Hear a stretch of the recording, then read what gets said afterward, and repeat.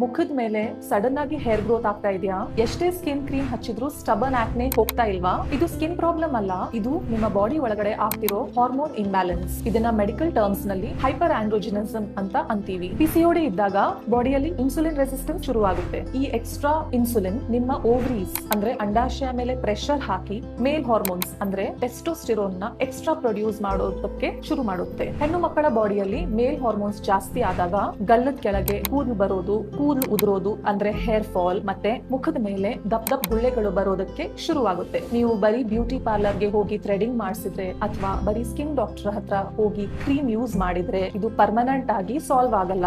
Root cause ನ treat ಮಾಡಬೇಕು. Insulin resistance ನ ಕಮ್ಮಿ ಮಾಡೋದಕ್ಕೆ ನಿಮ್ಮ ಡಯಟ್ ನಲ್ಲಿ ರಿಫೈನ್ಡ್ ಕಾರ್ಬ್ಸ್ ಹಾಗೂ ಶುಗರ್ಸ್ ನ ಕಂಪ್ಲೀಟ್ಲಿ ಸ್ಟಾಪ್ ಮಾಡಬೇಕು. ನಿಮ್ಮ ಗೈನಕಾಲಜಿಸ್ಟ್ ಹತ್ರ ಹೋಗಿ ಈ ಪ್ರಾಬ್ಲಮ್ ನ ಕಂಪ್ಲೀಟ್ ಆಗಿ ಸಾಲ್ವ್ ಮಾಡಬಹುದು. ಇದು ತುಂಬಾ ಹೆಣ್ಮಕ್ಳು ಸೈಲೆಂಟ್ಲಿ ಸಫರ್ ಮಾಡೋ ಪ್ರಾಬ್ಲಮ್. ದಯವಿಟ್ಟು ಈ ವಿಡಿಯೋನ ನಿಮ್ಮ ಫ್ರೆಂಡ್ಸ್ ಜೊತೆ ಶೇರ್ ಮಾಡಿ ಹಾಗೂ ಅವೇರ್ನೆಸ್ ಮೂಡಿಸಿ. ಒಳ್ಳೆ ವುಮೆನ್ಸ್ ಹೆಲ್ತ್ ಟಿಪ್ಸ್ ಗಾಗಿ ನಮ್ಮ ಪೇಜ್ ನ ಫಾಲೋ ಮಾಡಿ.